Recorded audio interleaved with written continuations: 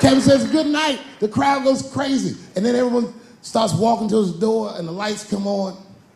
And then my son is just standing there looking at an empty stage. People are pushing past me and nobody's recognizing me. I'm like, man, this place fucking sucks. I said, come on, son, let's get out of here.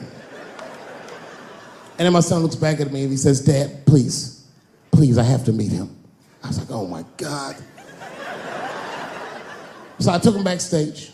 I've known Kevin for years, but can you believe I was scared to knock on his dressing room door? I almost said, I said, son, I haven't seen him for a long time, but and one of Kevin's goons opened the door. Hey, what's up, Dave Chapelle? What you doing, man? It's good to see you, brother. What you doing in this area? This is a terrible area. Yeah, actually, I live around here. Listen.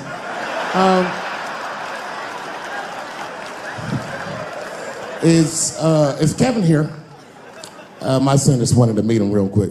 Well, I don't know, because Kevin's about to eat dinner. Just think Kevin came around the corner to see who it was. What? Oh, shit. What's up, Dave? Come on back. I was just about to have dinner. I don't know if you guys ate, but you're welcome to join me if you'd like. And then my son pushed past me some cold shit. He goes, actually, Mr. Hart, we haven't eaten in several hours.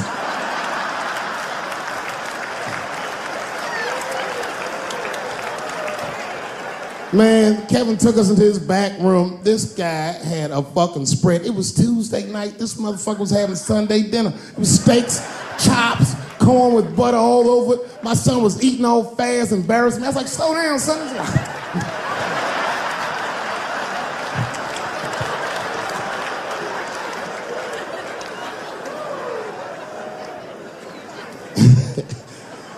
Then I looked over in the corner and there was a box. Custom-made jerseys for the local team. Each one was hand-stitched, and on the back they stitched on the K Hart on all of them. Kevin saw me staring at that box, and he went over and grabbed one of them jerseys, and he walked right to my son.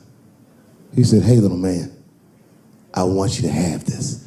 And my son was like, thanks, Mr. Hart. This is when I got mad. He goes, if your father ever makes you mad, put that on. And he walked out.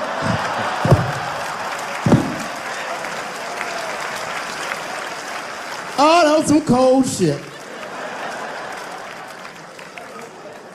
Then I realized, I looked up what Kevin made on Google. I couldn't believe that shit. Kevin is the first comedian that a Drake song could be about. Kevin could walk around his house and sing All Me, and the whole song would still be true. Got everything, I got everything. I cannot complain, I don't even know how much I really made. I forgot. It's a lot. Fuck that, never mind what I got. And his wife be like, Kevin, come to bed. He'd be like, ho, shut the fuck up. I got way too much.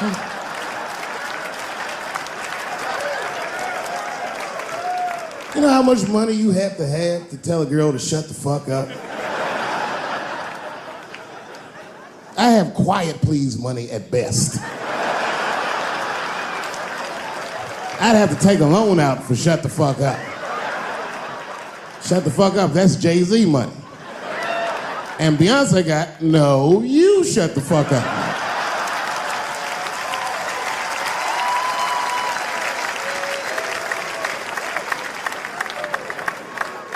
Let's not forget, I've never met Bill Cosby, so I'm not defending him. But let's just remember that he has a valuable legacy that I can't just throw away. I remember that he's the first black man to ever win an Emmy in television. I also remember that he's the first guy to make a cartoon with black characters where their lips and noses were drawn proportionally. I remember that he had a television show that got numbers equivalent to the Super Bowl every Thursday night.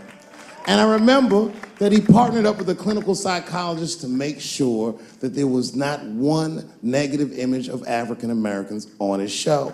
I'm telling you, this is no small thing. I've had a television show. I wouldn't have done that shit. Gave tens of millions of dollars to African American institutions of higher learning, and is directly responsible for thousands of black kids going to college. Not just the ones he raped.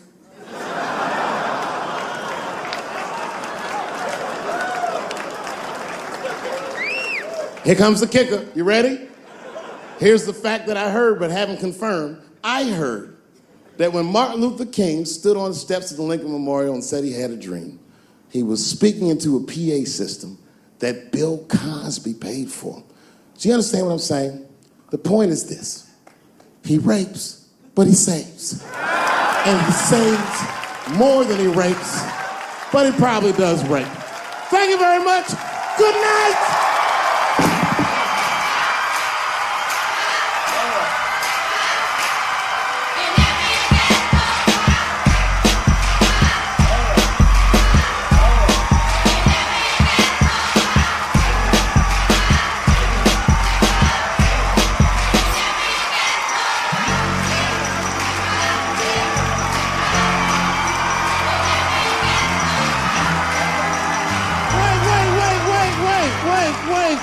Wait, I forgot.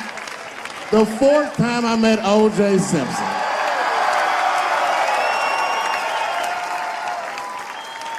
The fourth time is not the funniest time, but it was the last time I'd see the juice. For some reason, I was at the Kentucky Derby. It's a very long story. This is right after I quit Chapelle show in spectacular fashion.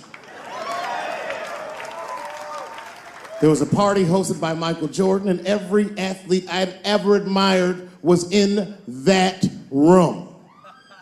Yes. And then I saw a familiar face by the bar, standing there, drinking alone.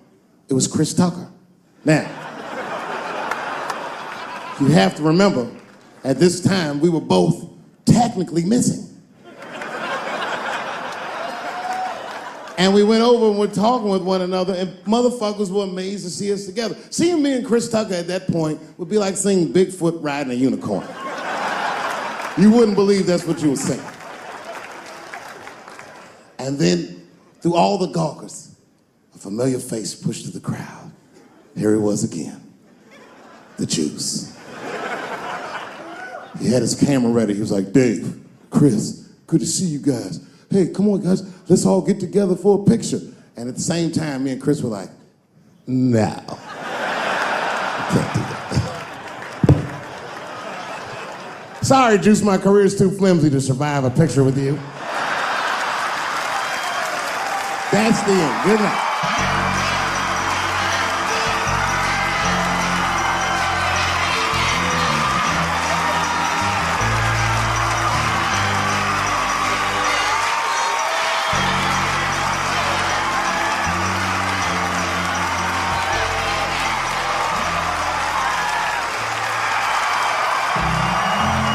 One last thing, before you go, I just wanted to acknowledge, for the real comedy fans, we can't not acknowledge it. We lost a fucking juggernaut in comedy this week. So I'm just shouting out the family and friends of Gary Shandling. Much love to you guys. My sincerest condolences. And for the hip-hop fans in the building, put two fingers up in the air. The Tribe Called Quest and my man Phife Dawg, may you rest in peace forever and ever. Thank you for that beautiful music. Good night, everybody. Thank you.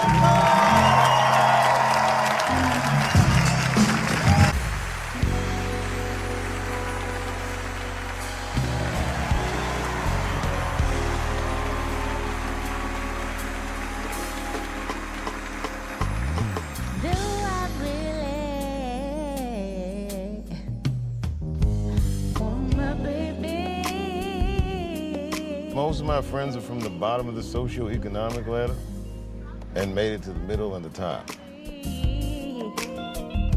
What to do? So we all had a long trip. I know you got to get your hustle. So I pray, and I understand the game. Sometimes, yeah, and love is strong. I love coming back. I've been back here many times, but not to celebrate me.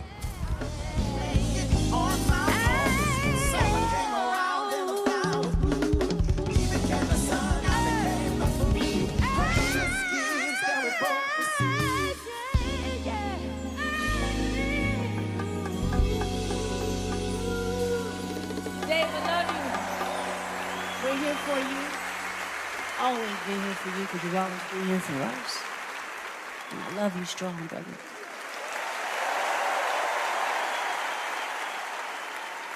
Richard Pryor was the first recipient of the Twain Prize. When I started SNL, he was the first person I asked to host. In the summer of 2016, with the election looming, there was another person who I was just as determined to have. I knew that for the November 12th show, after the election, it had to be Dave Chapelle. Thank you. I knew I needed someone to explain what had just happened. I had to have Dave for the same reason I had to have Richard. He's a truth teller and the funniest person working today. This was going to be a big moment for SNL and for him. I knew when the moment came, Dave would be ready for it. But America's done it. We've actually elected an internet troll as our president. And the whites were furious. We've never seen anything like it. I haven't seen white people this mad since the OJ verdict. There's a split screen with white people on both sides. Ah!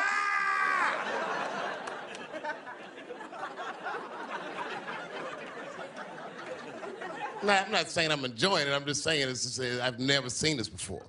I watched a white riot in Portland, Oregon on television the other night. That Wednesday, the day after the election, we had our read-through for the show. The mood was pretty bleak. The people were feeling tense and very vulnerable. It was a mess. Dave sat down beside me, looked at everyone, and sensed the emotion in the room. He asked if he could read a quote by Toni Morrison. The quote read, "This is precisely the time when artists go to work. There's no time for despair, no place for self-pity, no need for silence, no room for fear. We speak, we write, we do languages. This is how civilizations heal." I knew then that we'd be okay. The show opened with Kate McKinnon singing Hallelujah as Hillary Clinton, and then out walked Dave. I had no idea what he was going to do. I'd like to think he did, but I'm not even sure about that. He was breathtaking. He was brilliant. It was a landmark show. I'm wishing Donald Trump luck, and I'm going to give him a chance. And we, the historically disenfranchised, demand that he give us one too. Thank you very much. Your ability to speak your mind, regardless of how anybody feels about it, that fearlessness to entertain the way that you want to, has definitely pierced my life to the point where I played a werewolf choreographer last night. And I was very proud to do it. And I learned all of that from you. You know, I hold your first 2 seasons of the Chapelle Show up against any sketch comedy show, I would say, in history. It's just brilliant. Good evening and welcome to the first and maybe only racial draft here in New York City. And I'm excited to see who's going to be drafted by which race. And the blacks have actually won the first pick. Oh my. Wow, that's the first lottery a black person's won in a long time, Billy. Yes, and they'll probably still complain. Man, fuck you. Black validation. Shoot Tiger Woods. The richest and most dominant athlete in the world. Now he is officially black. So long, fried rice. Hello, fried chicken. I love you, Dad! I had no idea you had so many old white fans. But I feel like I died and went to Brooks Brothers, but I think honesty gets thrown around a lot. People talk about honesty in comedy, but a lot of great comedians don't always tell the truth. I mean, Rodney Dangerfield, I looked it up, was actually very well respected. He lied the whole time. When we talk about honesty, we talk about not being afraid to tell people the truth about how we feel, because that's the connection that comedians can have with people, and I think nobody does it better than you ever. And that's what we learn from, because we all know that we're a part of the joke. Dave makes it He's willing to make fun of everybody, whether you're white or gay. End of list. He's...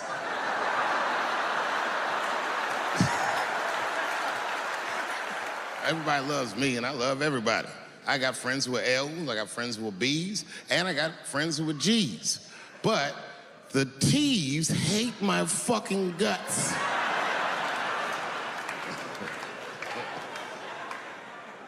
And I don't blame them. It's not their fault, it's mine. I can't stop telling jokes about these things. I don't want to write these jokes, but I just can't stop. It's weird for me to even talk to you about comedy because you can tell everybody in this room everything there is to know about comedy, but there's one thing that you'll never know about comedy, and that's doing comedy with a Dave Chapelle to look up to. So I thank you for that. Thank you so much. Word.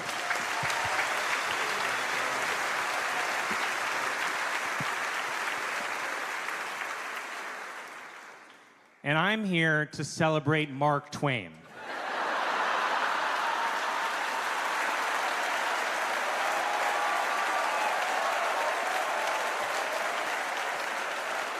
To me, that's comedy. If you don't believe me that Mark Twain is hilarious, I would just like to read a brief passage from Huckleberry Finn. Okay. All right. Tighten up.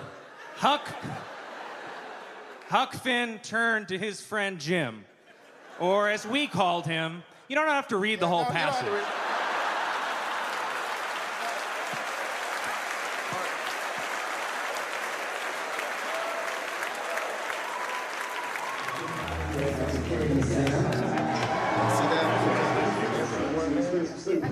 Are we gonna make love today? As friends. Oh, you smell delicious. I love him so much. I'm like I'm a very emotional person. You know this. I'm gonna cry for you. I swear to God, I've never seen an art form purer than stand-up comedy. It puzzles me that people are confused if this is an art or not. Man, talking shit is an art. Talking shit is an art. Ain't that right, Mary?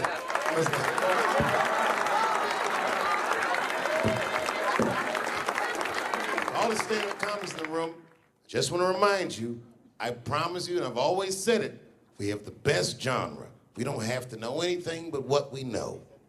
And everything we know is valuable because of what we do with it. Stay true to yourself, fuck the game, the money will come. Most of you won't make it. I'm gonna be honest. I heard an interview with Patton Oswalt, famous comedian, started 1 week apart from me. Patton says in an interview with Terry Gross, you know how Terry goes, yes. Patton said to Terry Gross, he said, Terry, nobody does good their first time doing stand-up. And he stopped. I was driving in the car, listening to this interview, and he goes, okay, Dave Chapelle did good. His first time doing stand-up. I smiled from ear to ear. Patton didn't tell Terry is the next 7 or 8 times were fucking terrible. But the first time was so motherfucking good. It'd be like the first time you had sex, and then the second time you were having sex, somebody hit you in the head with a sledgehammer. This is not nearly as good as the first time. But you know what? Maybe someone won't hit me in the head with the sledgehammer the 9th or 10th time. I don't even necessarily believe in politics, but I think that trust in politics is something that the country desperately needs. President Bush continues to make his case for an invasion of Iraq. After carefully examining the region, me and my cabinet agree that that area is definitely ripe for regime change. All right. That nigga tried to kill my father! Man, Lincoln is fucking up. Damn. Truman is fucking up. Man, Carter is fucking up. George Washington is the worst of the worst. Yes, I said it. We hold these truths to be self-evident. All men are created equal. Go get me a sandwich, nigger, or I'll kill you. Liberty, justice for all. I I watched Donald Trump in a press conference. I am going to bring back coal. Coal? I'm not even exaggerating. I have never in my life even seen a fucking lump of coal. If you're gonna have motherfuckers digging around in the dirt looking for shit, find me some truffles, nigga. That's what I'm about. This is a fucking election year. We gotta be serious. Every able-bodied African American must register for a legal firearm. That's the only way they'll change the law. Although America is the greatest nation in the world, we still face many modern problems. Healthcare is in shambles. Medicaid doesn't work. Meanwhile, our neighbors in Canada have free healthcare for all their citizens. So what am I suggesting? Fake Canadian ID cards for all Americans. I'm Dave Chapelle, and I want to represent you.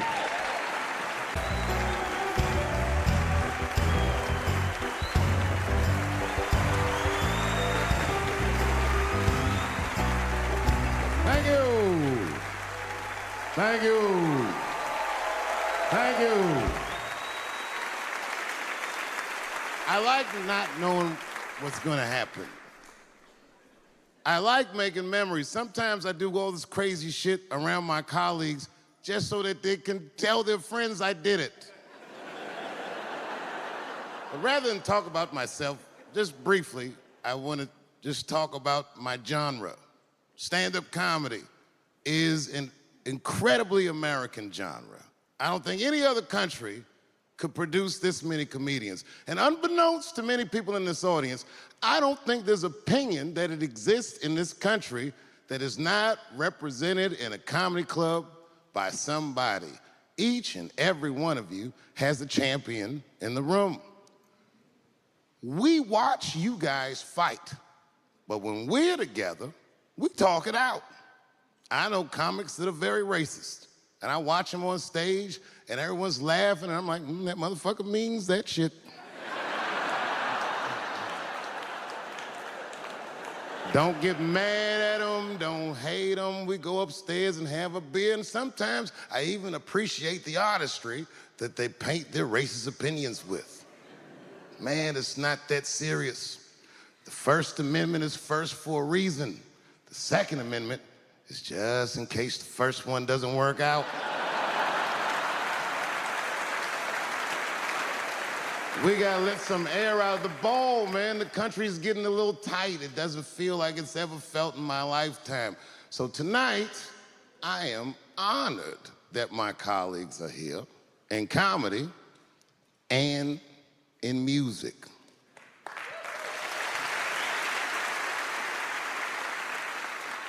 And I want everyone in America right now to look at me. Look at me smoking indoors. I didn't ask anybody, I just did it. What are they gonna do? Kick me out before I get the prize? No, nigga, this is called leverage.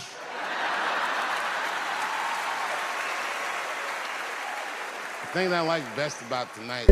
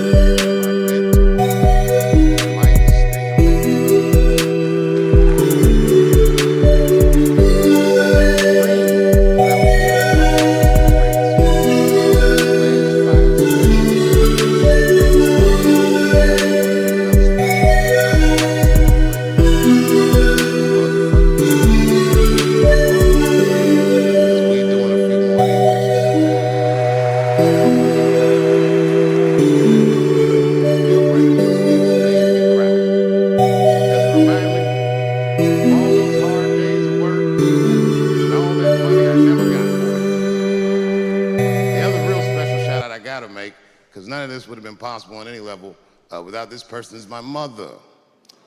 Mom. My mother. Mom. You have no idea what I put this woman through. If you had just given birth to me, that would have been more than enough. But the fact that she raised me and raised me well, we had a real oral tradition in our house. I knew the word griot when I was a little boy. A griot was a person in Africa who was charged with keeping the stories of the village.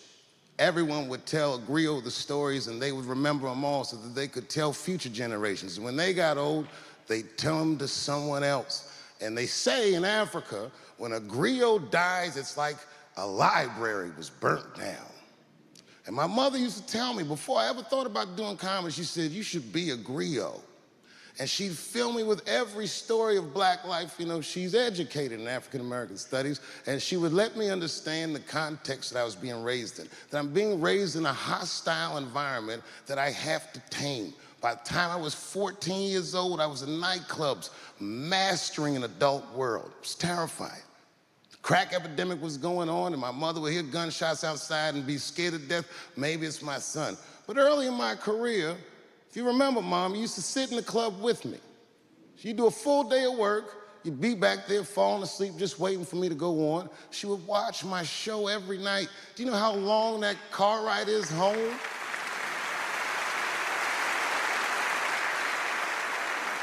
How many of you have ever heard your mother say, pussy jokes were a little too much tonight, son?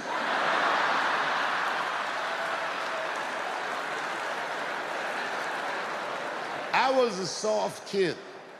I was sensitive, I'd cry easy, and I would be scared to fist fight. And my mother used to tell me this thing, I don't even know if you remember, but you said this to me more than once. You said, son, sometimes you have to be a lion so you can be the lamb you really are. I talk this shit like a lion. I'm not afraid of any of you. When it comes word to word, I will gab with the best of them, just so I can chill and be me. And that's why I love my art form, because I understand every practitioner of it. Whether I agree with them or not, I know where they're coming from. They want to be heard. They got something to say. There's something they notice. They just want to be understood. Love this genre. It saved my life. So tonight, Mom, I would like to honor you in a very special way that I cannot do on my own. But because now I'm a man with great and influential friends, I'd like to ask my man Thundercat to come out on the stage. Thundercat, the Mighty Most Def. Washington, D.C., thank you very much for giving me a home and a place to start. Today is officially Dave Chapelle Day in Washington, D.C. The mayor declared it last night. So, in the future, on Dave Chapelle Day, I ask everyone who wishes to celebrate it to make one incredible memory for themselves and or somebody else. Thank you very much. Good night.